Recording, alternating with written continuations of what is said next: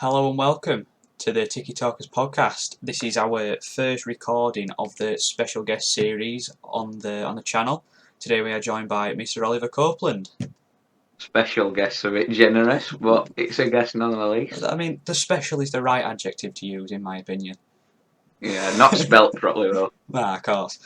Couple more Yes. C's. This is the first special guest episode. Maybe featuring a few more people on this. Hopefully, try and see what other YouTubers we can get on. We might have a big feature coming up in the near future. But for now, we have got Oliver, and he's a fairly big Barnsley fan, if I'm not mistaken. That is true. Repping, mate, repping. He loves it. So, do you want to just maybe give us a bit of an insight on your opinions on how the season's going for us so far? There can't be any complaints from anyone really, can there? No. We're talking. We've gone from last season where it took a last-minute goal in the last match from Clark Adore, a left back, to keep us in the division. And now we're, what is it, something like 6 points away from playoffs, something similar? I think it's even less than that. If we win the game in hand, it will be. It's within arm's reach. Yeah. So a big turnaround in a season. It's with problems that we've had with recruiting, and there were some earlier problems with how we wouldn't take in loan players, or we wouldn't have anyone over the age of 25, and there are a lot of issues with the club that I think it's starting to be realised by the board that you can't operate like that and have success. No. So now I think that they're taking a new approach where it's results first and sort of having young players coming through, which was always the focus second, which I think is the best way to do it. Because obviously the more you succeed, the more talent you can get, and it's just a positive loop. So I don't think anyone can complain. Would I prefer to be higher? Obviously, but I don't think the squad's at a point where it's ready to be promoted. No, I think we're ready to fight for it. I wouldn't like to see us in the Prem yet, because I think we'd go up and come straight back down, which obviously would be a nice season. But if we just reinforce a bit, make sure that we've got depth in the squad that's quality, then I'd say when we do push up, try and stay there. Yeah. And obviously, big money comes with Prem. Yeah. Invest that back in. You never know what could happen. Yeah. The future's bright. The future is very bright for us. Obviously, we wouldn't want to be, that type of Fulham football club, where we're 1 year we're up, 1 year we're down. It's obviously there's the heartache one season, but then the glory the season after. But it's not what we want. We've sort of been the Fulham for the Championship and League One for quite a while. But I'm glad to see us taking the next steps. The only issue I have is it's fair enough going from Championship to League One, but there's a big gulf in quality between those two.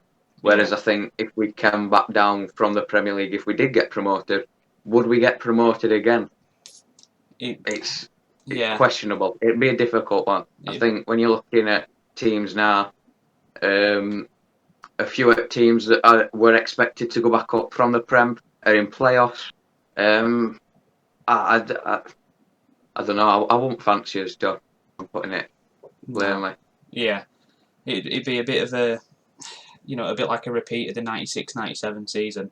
You'd done well to get up there. You'd finish second, and at the start of the season, you're not expecting much. All you really want to do is stop up, but you wouldn't be annoyed if you came down, kind of thing. Which, I mean, me and my dad have always said about Barnsley, if we're mathematically safe by Easter in the Championship, that's a decent enough season for us. Yeah, because obviously we're not a team that's, on paper, we're not a team that's going to be, top 12, top I don't think if you take someone from, I'm going to say someone from like America that don't know anything about football, but will they know anything about the Championship? No. If you took someone that were just a Premier League fan, never really looked at Championship, someone like maybe a young Liverpool fan that's never needed to look that low, would you look at Barnsley and think, they'll be at playoffs, or would you look at Barnsley and think, Who are they? Barnsley? Yeah, You know what I mean? who, It's who are like, they? yeah. But something I'd say about the team is we've always had a lot of character, a lot of fight. You mentioned the season that we did spend at Premier League.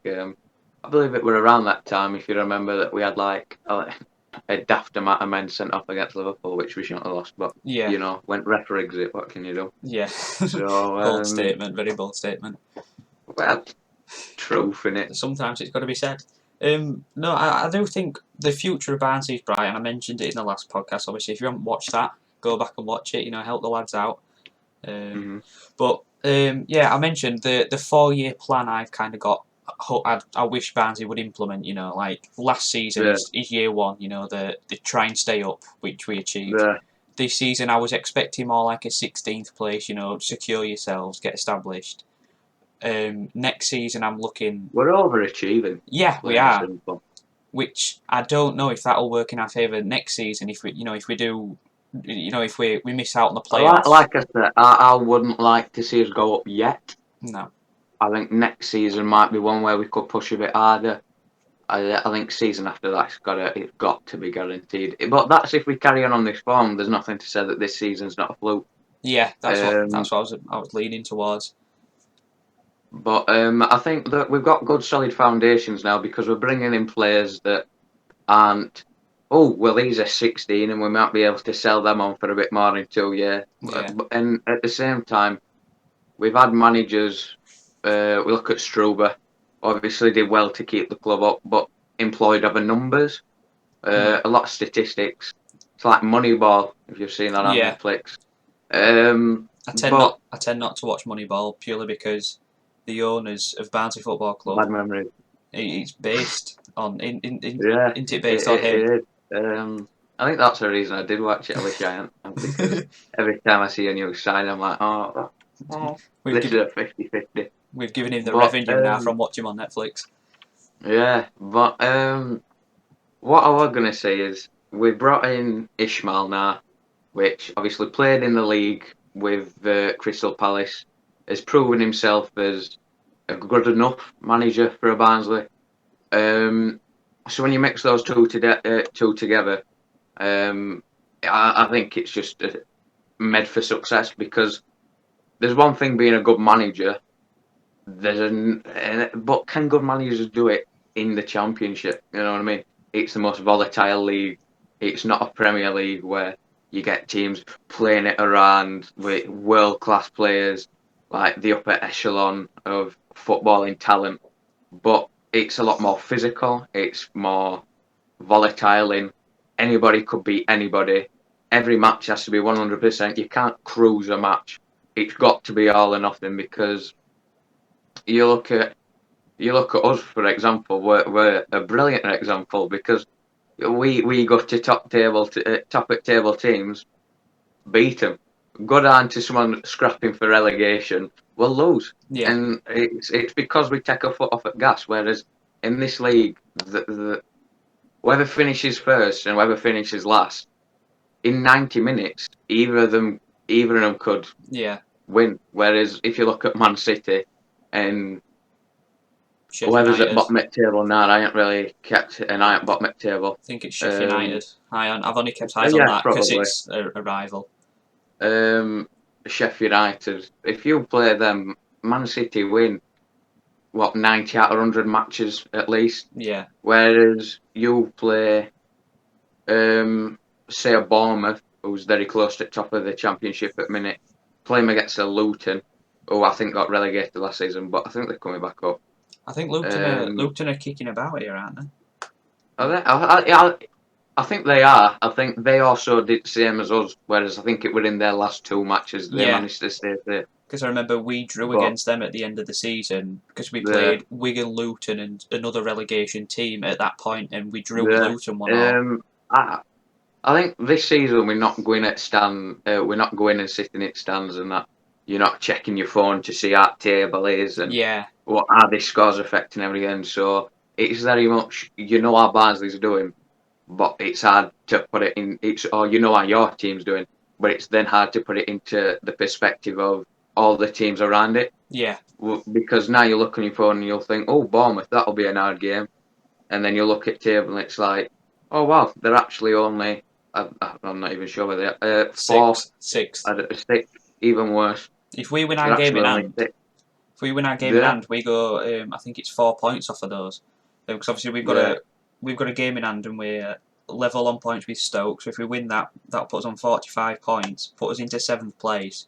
By 2 points clear of that, 4 points off card at Bournemouth. Sorry, we're pushing up there, but can we maintain that form? Is the big question. I think it'll be very important in the transfer window, as they usually are, but I think this one will be even more crucial because it's not about bringing in quality to boost the squad. It's about bringing in quality that can provide competition for players that are already here, as well as maybe giving a better quality to try and keep the momentum running. Because Alex Mowat, great player, got man at match last game. Yeah. He's looked shaky towards the end of last season. It just looks like his heart's not in it. Same for Woodrow. They weren't really chasing anything. But the thing is, when they're the only two high quality players in the team, they haven't got to. Yeah. Whereas now that we've seen players come on, and they might not. I know that like Fraser doesn't really play at Middle at Park, but it's still competition. There's nothing to say that to try and shoe on the players that are playing well in Mo won't be dropped and they play a different system.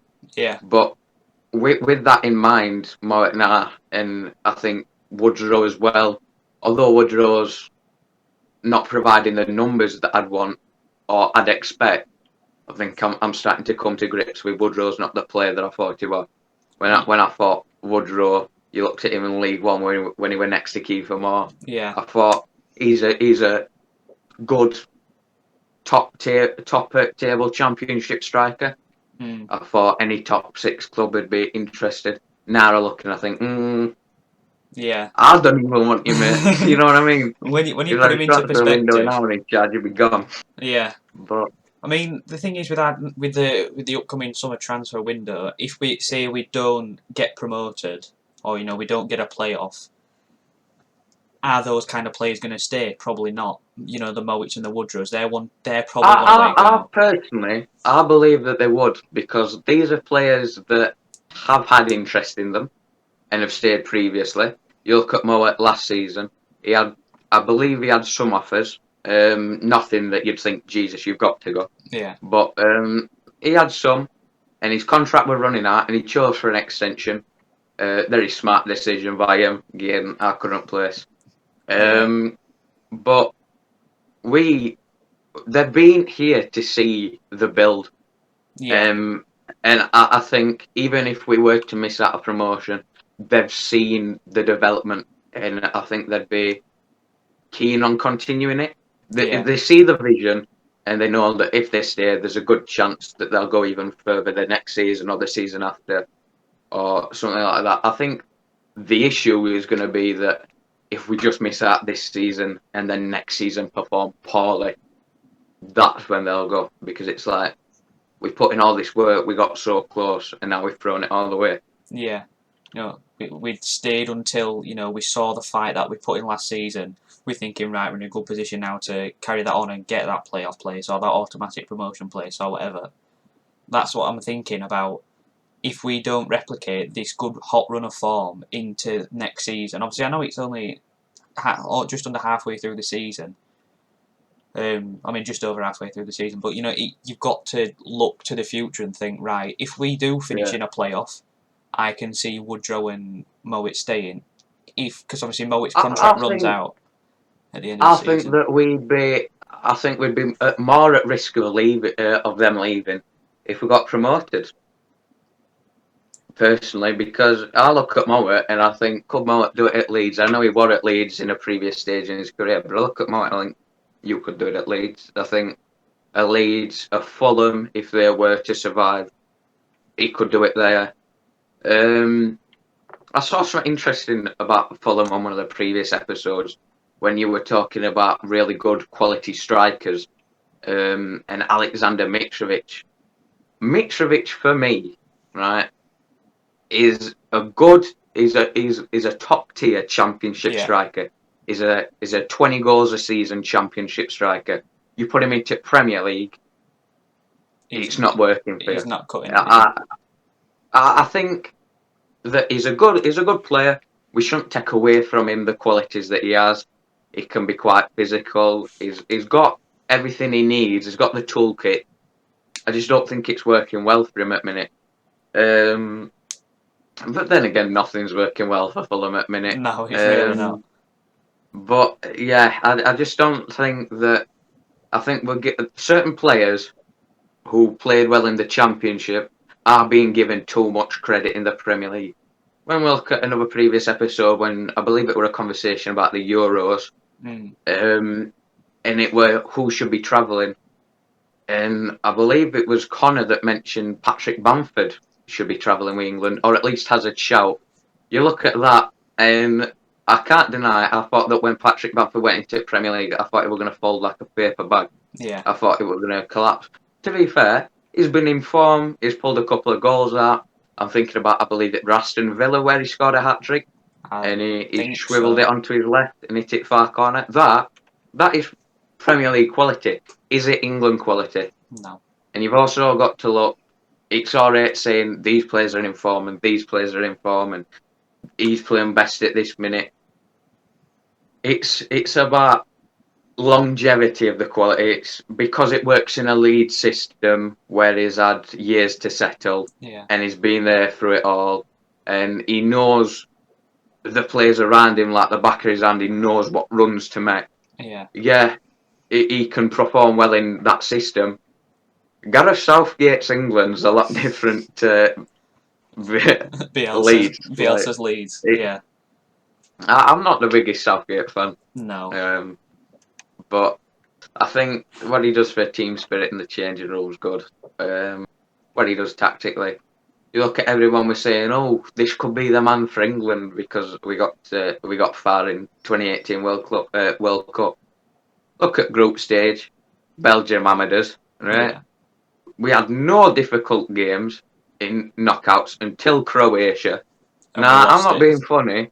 You ask an American who's winning in a football match, England, the home of football, or Croatia, we should be beating them. Yeah. Looking at the players we've got. We didn't. Yeah, obviously.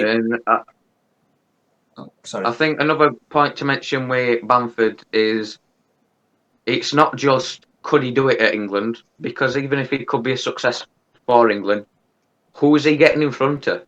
Because he's not getting in front of Harry Kane. No. That's for certain. That's number 9 nailed on. Rashford can play through middle. I'd rather see Rashford play through middle and maybe push someone out on left that we wouldn't have otherwise chosen than see Patrick Bamford on pitch. Yeah. Maybe that's biased because I'm a Barnsley fan, but for me, a low to mid-table Premier League team compared to Man United's main man at the minute, besides maybe Fernandes. Yeah. It's just it's not comparable. No. It's apples and oranges. Like one can do well somewhere else. Try and put an orange in an apple. Like oranges are nice. Put one in an apple pie, mate. It don't work. No. You know what I mean? It's like you can't take fruits from different orchards. That were a long-winded analogy. You love your fruit, don't you? But 5 a day, mate. Lockdown. 5 a day. He loves it. Whilst we're talking about maybe pushing a player into a different position for the England squad, say if you were to, put Rashford through the middle, if you were to play a 2-striker formation with Rashford and Kane, would you rather see Sterling on that left-hand side, or would you like to see maybe Jack Grealish pushed out wide a bit? That's a difficult one because I do rate Grealish. I rate him highly. But Sterling's a numbers man. I don't think anyone watches Man City and thinks, Jesus, Raheem Sterling's tearing it up. Most games, anyway. But what you will see is, you'll look at end of season, he'll have a great number of assists, great number of key passes, great number of goals. Well, maybe not great number of goals, but a good enough amount, a high amount. Average for a winger. And I think, do I personally want spectacular? or do I want consistent? And for me, Raheem Sterling's got to be played there. But I think an interesting thing with Jack Grealish is he has been played in sort of like an advanced number 10. Yeah. So he's played through the middle, sort of as an attacking midfielder. And I'd like to see him there. Maybe we could find a system in that. Obviously, in a 4-4-2, you'd want two balanced centre mids. So Phillips, I believe, from Leeds, he is actual quality, right? Not Bamford, but he's quality.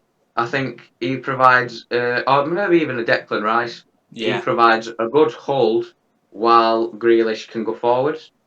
But I would just say that a problem with England at the minute, and it has been for quite a while, is that we try to shoe on too many big names into a team. Yeah. And I'd rather see a Jack Grealish get in than have 6 midfielders because we can't choose whether we play Sancho or Sterling and Rashford, and you know what I mean? Yeah. We don't need the biggest names in. We need the best team. Yeah. It's an 11, not about how many shirts you can sell. You know what I mean? Because the shirts are going to get sold anyway, whether they play or not. Because obviously, I'd say for England, when you look at individual positions, obviously we're crowded in right back, but you know Trent. Maybe people talk about future going into CDM. Yeah, I'd like to see Trent push up because we're seeing him play for Liverpool, and I think it's highlighted with the problems that the defence of Liverpool's had. When you don't have the greatest Premier League centre back possibly to ever play covering for you, it's very easy to see your flaws in defence. And also, I'd say that because they're a lot less, they're a lot less pressing for numerous reasons, and because they're not winning the ball back high, they're allowing pressure to be put on their back line, and we're seeing Trent crumble in a way that a Robertson isn't. Yeah. For me, Robertson's miles better than Trent because he can attack, maybe not as good as Trent can attack, but he can also defend. Trent can't defend. So I think there's one clear option, which is Kyle Walker. Yeah. We're looking at probably a Premier League winner this season. Yeah. You've got to put Kyle Walker in. A backup, I'd say Reece James, because he's young. He might not be coming to the point where he's not the first player that comes to mind. But for me, he can defensively perform. He's well-rounded. Whereas Walker can only really defend. I don't like the idea of Kyle Walker whipping crosses in box. No, not really. James can do that. Maybe not as well as Trent can do it, but he can defend better than Trent. So and we're looking at a well-rounded player and a Premier League winner that's going to keep that back line. You know, you get a Portugal, mate. Who do I want one-on-one with Cristiano Ronaldo? Do I want Kyle Walker or do I want Trent Alexander-Arnold? It's a no-brainer. Yeah. Because obviously we cry, not overcrowded, but you know there's a massive right backs really. Obviously we know the void in quality, but when you look at just the whole midfield region of the England squad, if you're saying you've got left mids and right mids, you've got Sterling who can play left mid, you've got Rashford, you've got Sancho, you've got Mount who's young, you've got Declan Rice, you've got Grealish who can play wide or in the middle, Henderson possibly is a shout, Calvin Phillips. You look at all these players and you've got it's quite a difficult one to choose between choosing your best, say 4 or 5. I think England's biggest problem at the minute is we need to stop choosing the best 4. We need to stop choosing the best players to go in the 4 and think about the 4 as a whole. It's okay saying, the most popular players here is Mason Mount and Jack Grealish, but then you've got 2 very attacking midfielders there. Yeah. Again, assuming that Grealish is playing in the middle rather than on the left. And although it might be less popular, I doubt anyone that's not a West Ham fan or doesn't follow young English talent is like, oh my God, Declan Rice. But I'd rather see him in than have Mount and Grealish because it's all about keeping the team playing well rather than who are the best players, what's the best team. It's an Yeah, 11-man game at the end of the day. because you're representing all of England. You know, you're not representing all the Chelsea fans, all the West Ham Yeah. fans. Obviously, Phil Foden, he's got to be chucked in the mix as well, performing exceptionally well for Man City this season. Phil Foden is a good one because I don't think he's quite the player that Grealish is yet. No. But when you look at how he's performing, you've got to think he does sort of sneak in ahead of him because he's got a wonderful shot on him. Great technique. He's probably the biggest English talent since Wayne Rooney. Yeah, that's a good point. I don't think that you can keep that talent out. I think it'd be good for him to develop. Obviously, we've got quite a while to the Euros yet. By no means are we going to see certain players drop off and certain players taking new form. A position that we could be considered to be spoilt for options with again, with the likes of Nick Pope, Jordan Pickford, and Dean Henderson as goalkeeper. And for me, Nick Pope, he does it well, but he does it in a well-drilled, very good defensively Burnley side. Brexit football. You look at the way Burnley defends, it's to force shots that are less likely to go in.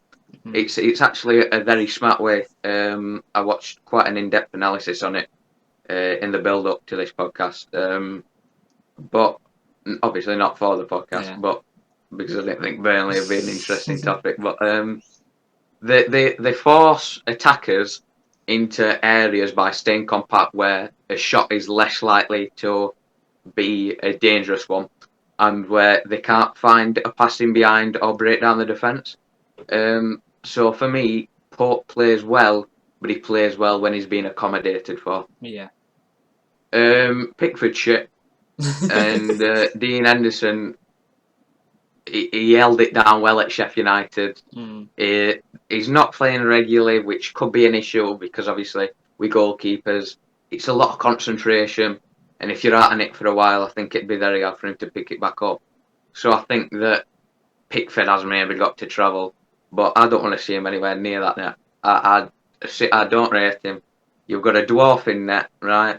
He's got too many mistakes in him. And how he got away with injuring Van Dijk, I don't know. If he makes that level of mistake in an England shirt. Yeah. And you could say, oh yeah, but he's been good for England. And it's like, he's been okay. But good for England, for Pickford, is a different rating.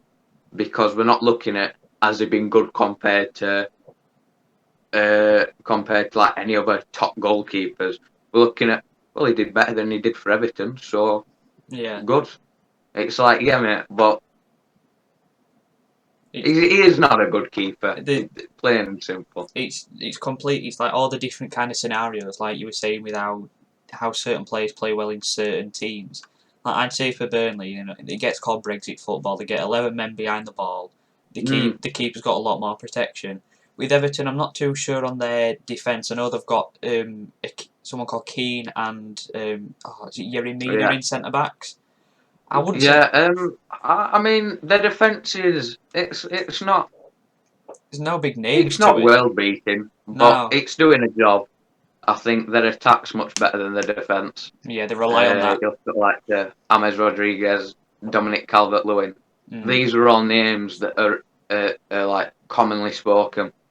Yeah. Nobody's being spoke about in the back line of an Everton the same way. I was going to say Van Dijk, but obviously he's greatest at minute. So even in the way that a Mings is spoke about. You don't hear anyone for Everton spoke in that regard. No. So it's a difficult one because he's got a lot to do. I think Pickford.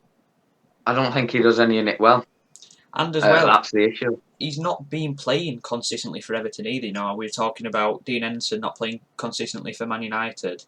Everton have been playing their backup goalkeeper, if you will, and he's been performing well. I caught a couple of games a couple of months ago now, where Pickford was dropped. I think it was just after injuring Van Dijk. He got dropped, kind of thing, and the Everton replacement looked more than capable. So I can't. At that point, I couldn't really see Pickford coming back into it anytime Uh, soon.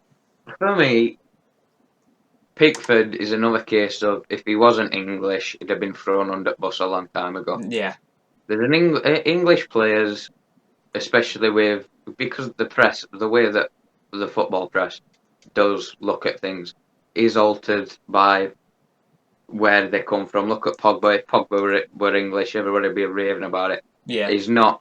All of a sudden, Graham Souness wants to hire a hitman, right? yeah, But it's like if he were English, he'd have been thrown under the bus a long time ago. He's had too many chances, failed too many times. You look at Lloris Karius. I understand that the stakes were quite a bit higher, yeah, but still, he had the most clean sheets that tournament.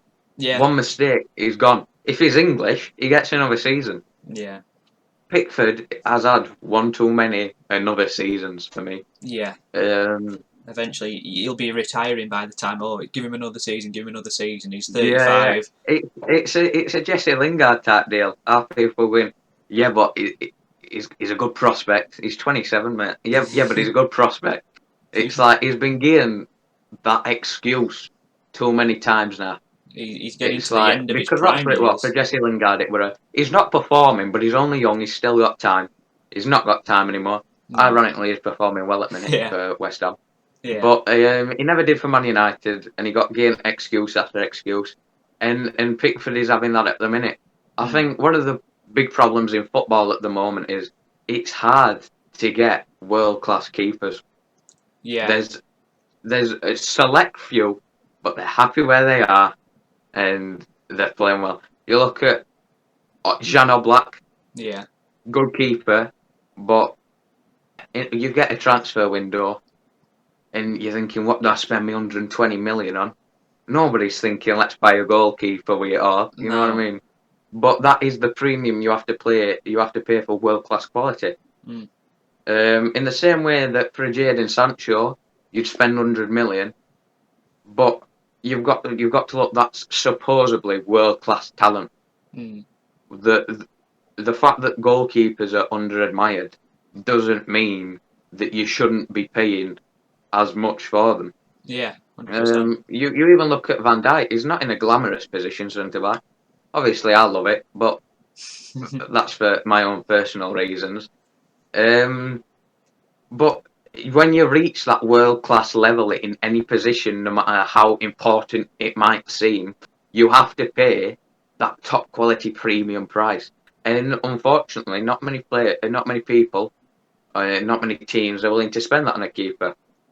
And there's not many keepers that can charge it because there's not many truly world class goalkeepers. No.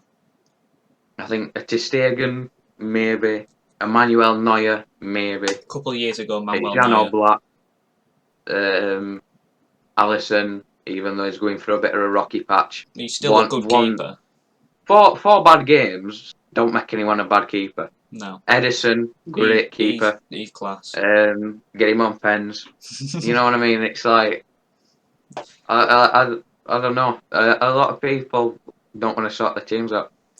If you look at Hugo Lloris as well, obviously not playing well against Man City for Spurs, not having a good couple of games, but I watched a video the other day of him in the Reactions like a cat. yeah, I watched a video of him in the Euros final, obviously losing to Portugal, but he kept France in that game for the majority of that.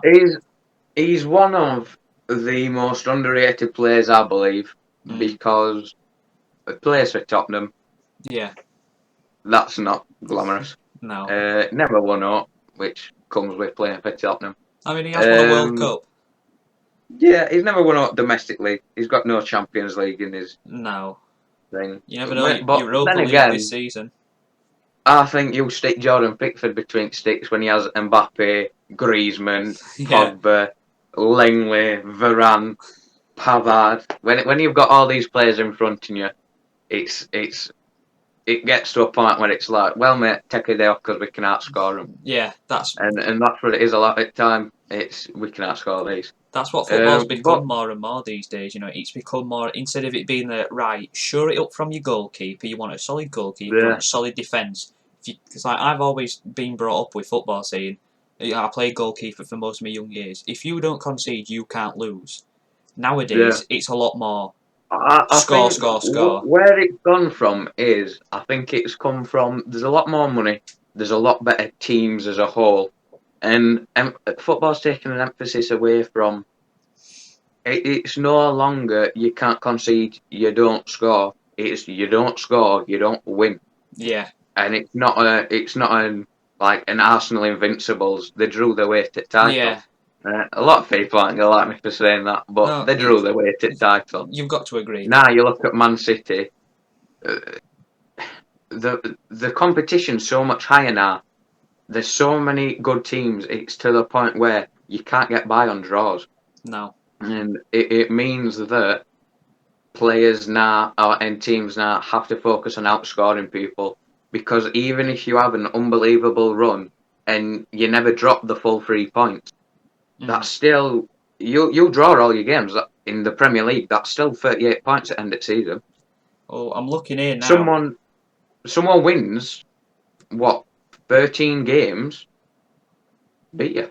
Yeah, you could win 13 and lose the rest, and you've finished above them. Like currently looking at the table for the Premier League, the team with the most draws is Fulham. They've drawn 10 games, won 3. Look where they are, 18th. The next team above that, oh sorry, Brighton have the most. They've drawn 11, only sitting in 16th. Then it's Fulham, and then the teams with all joined together with 7 draws. Some of the bigger ones: Man United, Liverpool, Tottenham on 6, Wolves on 7. And Liverpool winning a title last year, unbeaten up to a certain point, then losing to Watford. Sorry to remind you, any Liverpool fans watching. I'm not. That's the thing with Man United now. They've played the exact same amount of games as Man City, and they had a stop. Man United had a storming start to the season. Like Man City looked nowhere near really.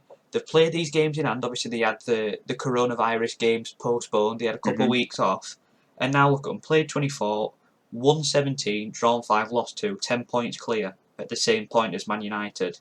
It just proves that in the two more games Man United have drawn, Man City have won 4 more than them at that, and it's just absolutely put them in such a better position, because they're going out there and they're not drawing to West Brom.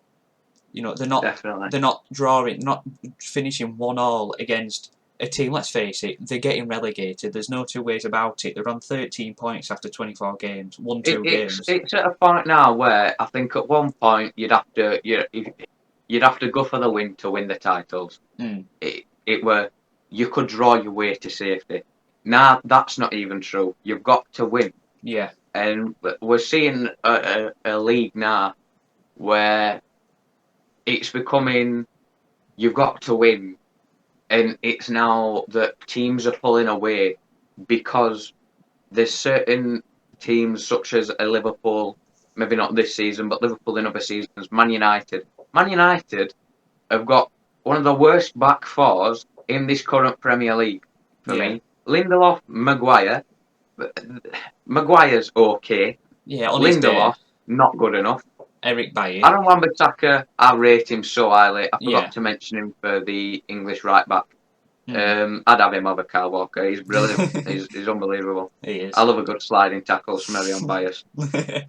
Alex Telles, quality player. I'm not thinking world class, but good enough at the moment. David De Gea, I rate him really highly, past his peak. Yeah, Get Dean Henderson between sticks. David De Gea in the I think it was the 15-16 or 16-17 season for Man United, or one of his earlier seasons, whilst still had a Nike kit sponsor. He was outstanding between the sticks, keeping double figures of clean sheets. I think we go 4 years back, but go 4 years back, Maradona was still alive. Yeah, you know what I mean. Things change in 4 years. Yeah. I don't know why I use that comparison, because that was very recent, but that's what you get for snorting coke. I don't like him. But I've never liked him from the hand of God moment, quite frankly. No, I just think everybody talking when he died as though he were one of the legends at game and we missed you so much. If he didn't have a 98 rated card on FIFA, mate, you wouldn't care. Half of you wouldn't know. Yeah, if he didn't play for Napoli, nobody would know about him. Innit? But I mean, I can't remember where I was going with it now. But you look at that back four, and it's not good enough. And one thing I will say about Manchester United is Ole Gunnar Solskjaer. He's starting to come good. Yeah. And the problem with him is not a good enough manager, but he honestly wants the best for Man United. Yes, he does. Well, even if you look at Sir Alex, got great results. All his family were on payroll, right? He didn't think what's best for United. It's very good that he got the success, but it weren't truly United first. He won the titles for his bonus. With Solskjaer, he's building blocks for the next manager, and he's had a lot of bad times. And the reason that I mentioned it is because Connor said on the previous podcast he'd like to see Klopp out, maybe take a break, maybe go. Gerrard in, and Gerrard, good manager, he's doing well at Rangers, but it's the Scottish Prem. Yeah, come on, right? There's not much Scottish of a challenge. Premier League. It's not exactly the top division, is it? Nobody's thinking, oh, when I grow up, I want to be the world's greatest, or I want to be the number one Scottish Premier League player. Like, no, maybe if you fail, you can do that. Yeah. But bear in mind, they've only got 12 teams in that league as well, in Scotland. And you're looking at the likes of Ross County, Hamilton, Kilmarnock, Motherwell, Dundee United, St Mirren, Livingston. Barnsley obviously linked with Livingston striker before the start of this season.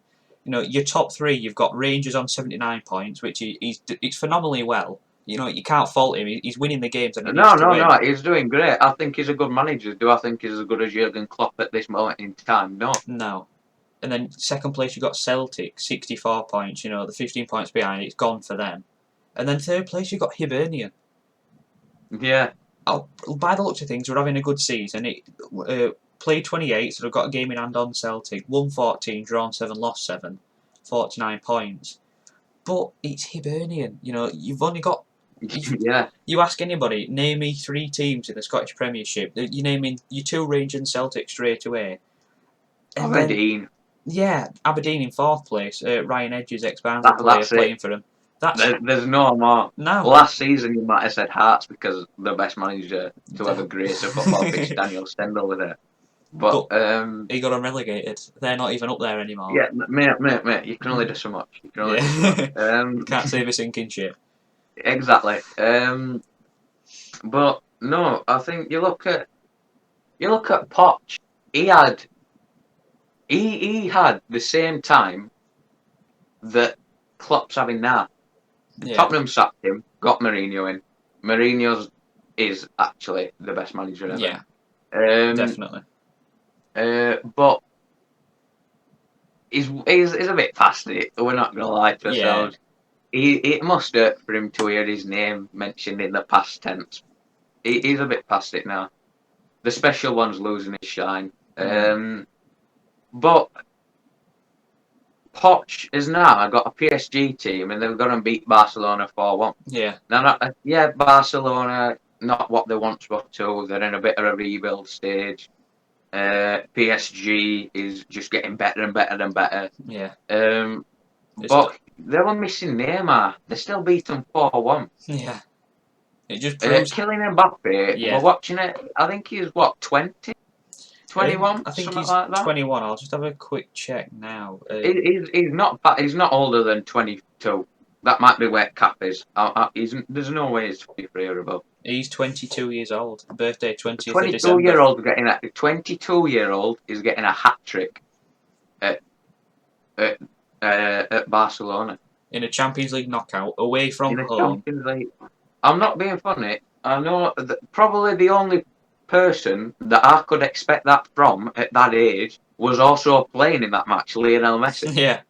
But we're watching a team that's just it's real venom. Every time they go forwards, I'm thinking there's something in this. Yeah. And it's not like a scrappy, like you watch Calvert-Lewin and he'll create a chance out of nothing or head one home. It's actual ripping teams apart. Yeah. This is a manager that got sacked after one bad run of form.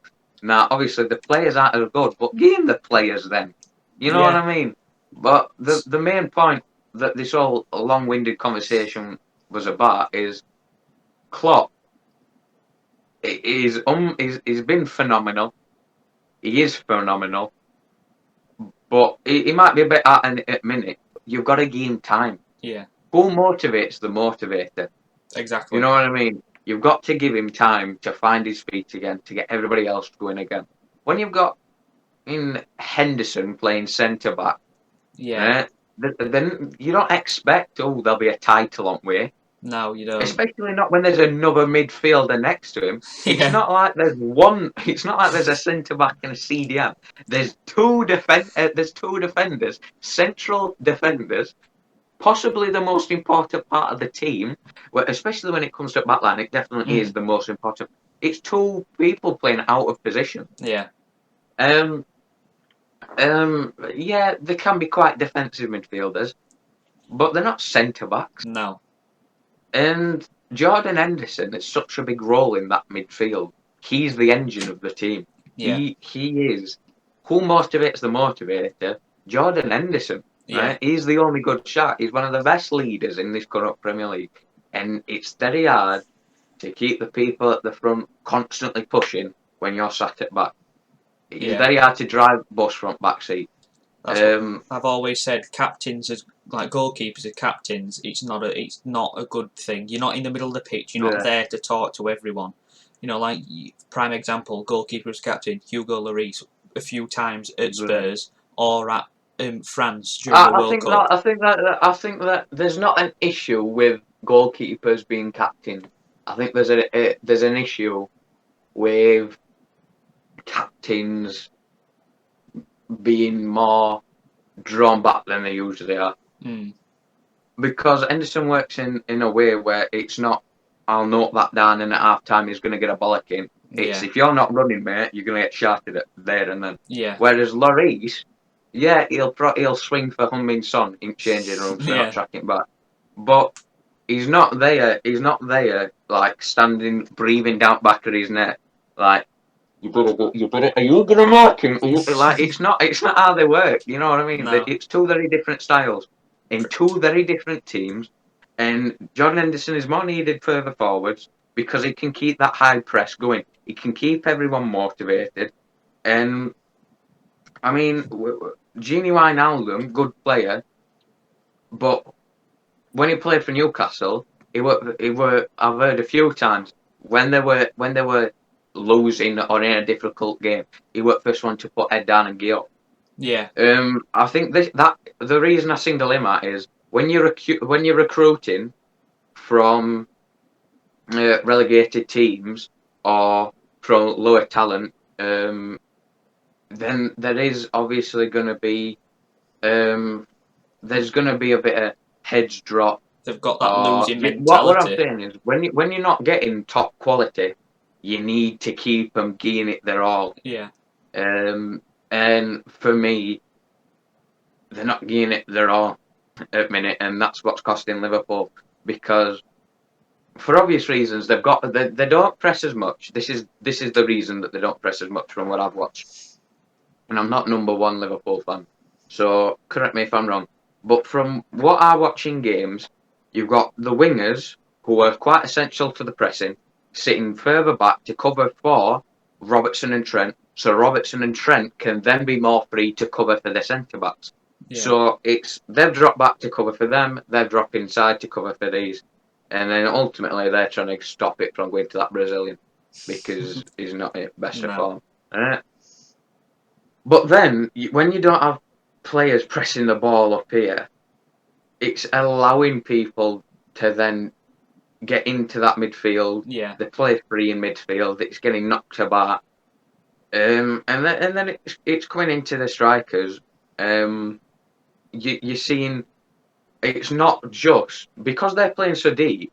Usually, you've got your wingers or your wide players. you can get the ball back, play it out to them, dart upfield, hit them at counter. But because they're playing a lot deeper, you don't have to have as much cover at the back for a potential breakaway.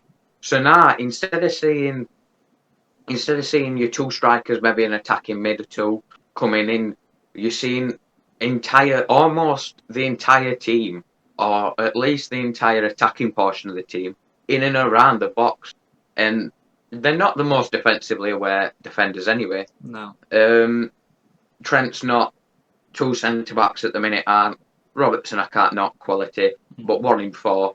When we're looking at potentially 6 players playing against a back 4 that's not the best back 4, you're just wanting to get opened up, and goals are going to get conceded. Mm. And again, the wingers are sitting too deep, which means you can't outscore people because your main goal scorers, Mo Salah and Sadio Mane, aren't up there. Obviously, Fabinho, the number 10. Yeah, he's. I've got something in my eye. I might have just mispronounced his name. Fabinho, But, not Fabinho. Yeah, he's a defensive striker apparently, so you can't expect him to score goals, can you? No, not whilst he's I think covering for Jota Van were a Dijk. big hit. Yeah. Obviously, when Van Dijk went out, Jota were a big hit. Losing Gomez, big hit. Losing Van Dijk, big hit. I don't think any of those injuries are injuries that could cripple a season. No. I don't think we should see Liverpool drop mid-table. No. But I think they're definitely injuries that are going to cripple a title race and are going to make it very difficult to get top 4. I think they're manageable. Yeah. I think they've come at a very difficult time in that all the defenders have gone at once. And I think they've come at a very difficult time where there's a lot of expectations and there's a lot of push wanted and needed. Yeah. Jota, he was scoring goals, right, like a proper marksman. He was like American Sniper, right? He would just, any shot would go in. Well, anything he touched turned to gold, basically. He was a massive blow because then you have to play that silly Brazilian up top again by himself. Yeah, and he can't do it. It's like, mate, I don't care how many roulette passes you can do, just hit the ball. Yeah. Put it back at net. It's frustrating to watch because your striker can't score. Yeah. That's Liverpool. That's one of Liverpool's big problems. Your striker can't score. That's a problem. Defeats the point of his role, doesn't it? But yeah, I do think that is a very good length and good point to end it on, to annoy all Liverpool fans that we're not going to talk about him anymore. Because, we're on 52 minutes. I don't want to be overly harsh. Because although he doesn't score goals, he does create them. But like I said, when you've got your Salah and your Mane dropping back, who's he creating for? Exactly. That's when you don't need a defensive strike. Exactly. Well, thank you everybody for watching the first special guest episode on the podcast. Make sure you like, subscribe, follow the Instagram. Comment if you want me back, please. Yeah, I'll definitely make sure to turn off comments on this video. But thank you for watching, and we will see you later.